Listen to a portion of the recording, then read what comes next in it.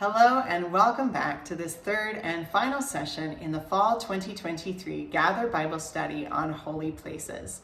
I'm Meghan Johnston Aelabouni, and thank you for walking through this Bible study series with me this fall.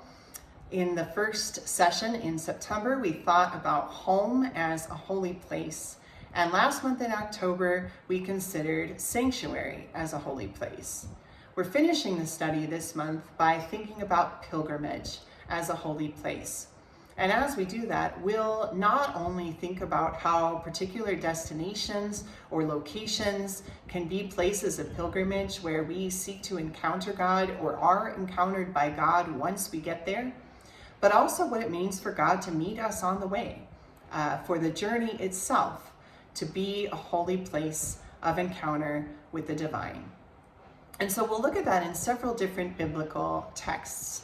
The first one will be the story of what's maybe not always thought of as a pilgrimage, but Jesus' Palm Sunday journey into the city of Jerusalem, which certainly was a place of pilgrimage and still is today.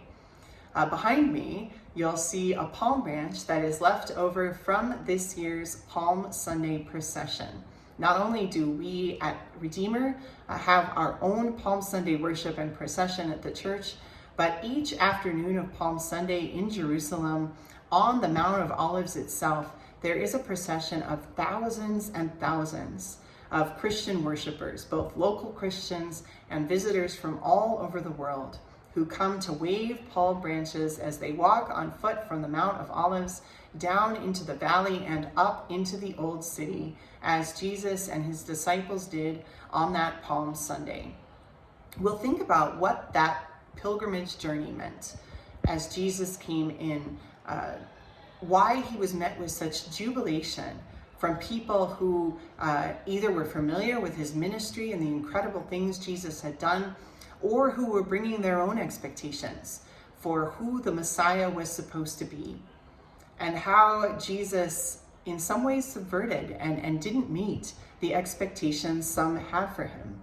As Christians, we know that Palm Sunday is the beginning of Holy Week, and so we know that this pilgrimage journey led into the events of Jesus' arrest, his suffering in crucifixion, and his death on the cross.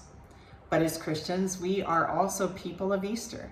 And so we know that the journey does not end there, that the journey of Jesus into Jerusalem and to the cross continued to the empty tomb, where Jesus rose and where God defeated the power of death. And so this pilgrimage of Jesus into Jerusalem was not only a journey from life to death, but a journey through death to new life that makes us people of resurrection even today and even now.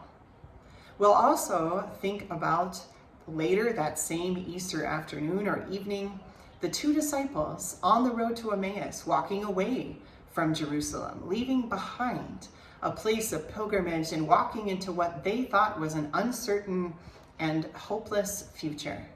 And how in that moment, not as they were setting out on a pilgrimage to encounter God, and not as they were filled with faith and strong in their convictions, but when they were at their lowest point, God met them there. The risen Jesus met them on the road in ways they did not even recognize at first. But that is where God found them. That is where Jesus was made known to them in conversation and in the breaking of the bread.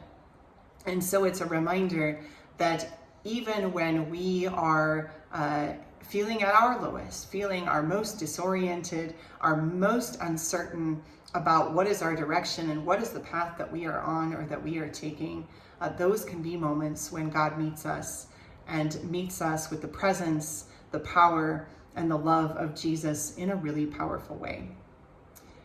And then we'll also think about what it means for the pilgrimage journey to change us, to change our understanding, to change our future, to change everything that happens afterwards, as it did for the Magi. And so we'll remember how the Magi took their own